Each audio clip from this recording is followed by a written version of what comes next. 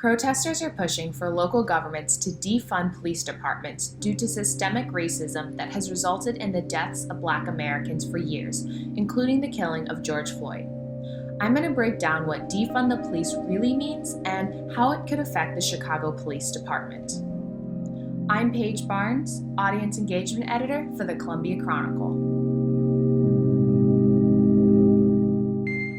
I talked with 40th Ward Alderperson Andre Vasquez and activist Ashley Munson, the organizer for March for Us 2020, to gain perspective on how communities in Chicago are impacted by the police department's budget.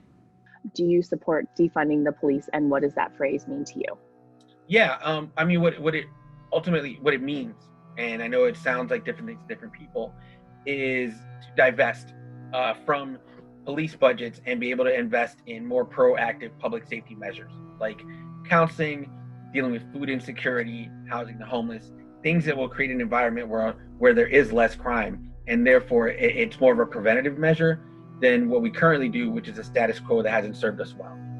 What's challenging is people don't often respond when you say it. They kind of get the quiet look, and it stops the conversation from moving forward sometimes.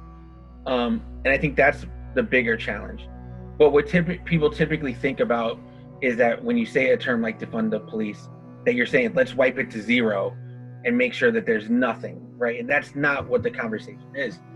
If I was to define it, I would say putting those resources back into those communities, even into community policing. A lot of the police officers get training, of course, on firearms and training on how to become a police officer, but there isn't as much training in how to interact with those communities, how to serve those communities, how to really protect and serve as they were deemed to do. And so I see those resources going back to where disenfranchisement has been a thing and where those people have been taken of resources historically. In October 2019, the City of Chicago provided a survey for residents as part of the preparation process for the 2020 budget. The budget town halls give residents the opportunity to offer feedback and ask questions related to the city's 2020 budget. The survey collected input from more than 7,000 participants who, prior to the death of George Floyd, already pointed to police spending as the area they were most interested in seeing budget reductions, with the largest number of respondents pushing for an increase in community spending. Some of this community spending could go toward public health, housing services, and youth and community development. When you talk about in Chicago, the police budget was $1.8 billion. That's $1.5 billion more than our public health budget. So being able to say, hey, that's a lot considering it's 40% of our operating fund. We should look at how to better invest those funds. If it was any budget and anything took up 40% of an operating fund, it'd be irresponsible not to look at it, especially because of COVID, right? The fact that people haven't been able to pay rent for months, that you're going to see people that are going to struggle to stay in their homes, right? Being able to address housing, I think, is way more important. Putting together more jobs initiatives, because COVID has exposed really some flaws in the way our society has been built.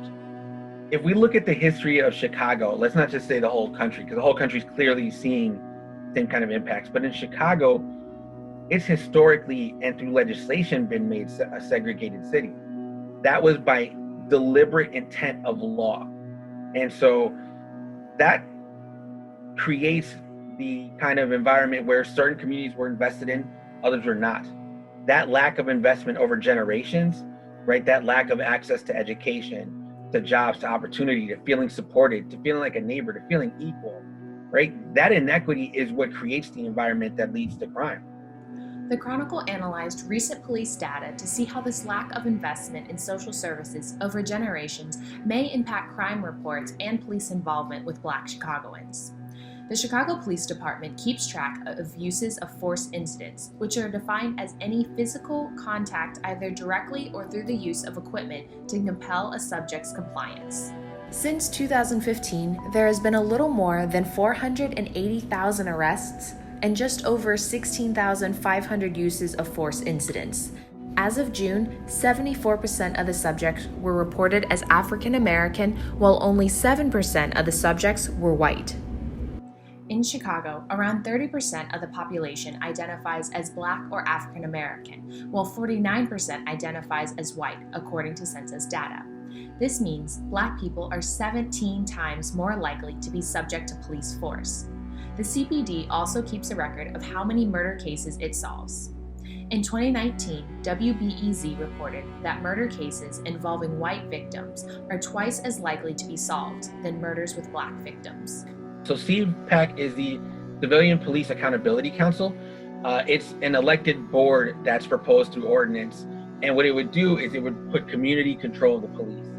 So this elected board of civilians would be able to hire and fire the superintendent, hire and fire officers that are proven to have committed misconduct or crimes.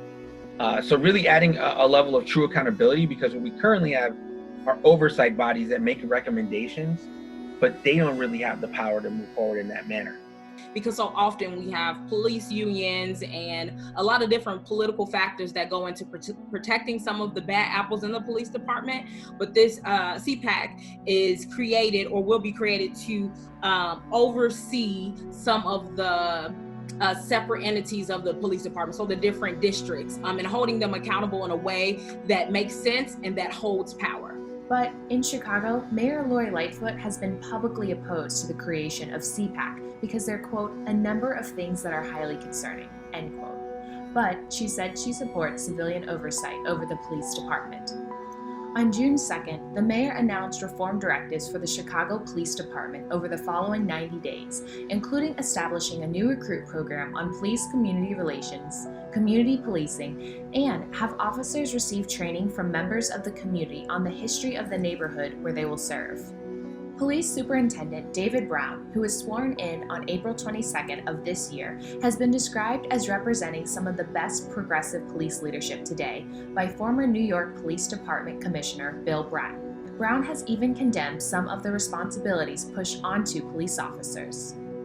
My life and career has taken place in the city of Dallas, but the call to service and to rise is one that is heard across the nation. What we're doing, what we're trying to accomplish here is above challenging. It is. We're asking cops to do too much in this country. We are. We're just asking us to do too much. Every societal failure, we put it off on the cops to solve. Not enough mental health funding. Let the cop handle it. That's too much to ask. Policing was never meant to solve all those problems. Other cities around the U.S. have already taken steps to defund their police departments. In Baltimore, its city council approved a $3 million budget on June 15th, which cuts $22.4 million from the police department. In Philadelphia, the mayor agreed to cancel a proposed $19 million increase on June 17th for its police department and shifted $14 million for city services. And so trying to establish that, I think, is something we've seen that is necessary. If you look across the country, you've had people, Minneapolis has talked about disbanding their police, right? New York and LA have talked about cutting their budgets as well. Everyone's taking measures to adequately address this. And in Chicago, for years, people have been really in the streets demanding an elected board of civilians to do so. We need to make sure that we treat the police department like any other department. We want to go in there and make sure it does its job effectively and makes the best use of our resources. So, what's next? Currently, only 19 Chicago alderpersons support the CPAC ordinance. It takes 26 alderperson support to pass the legislation. If legislation establishing CPAC were passed, an elected council with a representative from each of Chicago's 22 police districts would have the power to appoint and dismiss the superintendent of police, investigate police conduct, and make decisions on disciplinary matters for the Chicago Police Department.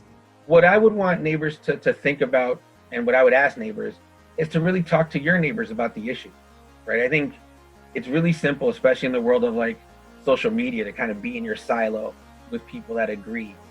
But we need to have real fulsome conversations with our neighbors, because my opinion is my own as the elected official, but it's also representative of a body. I have to talk to all folks to get their opinions. And when we have those conversations, we find the common ground and realize that we're not that far apart on what a solution looks like.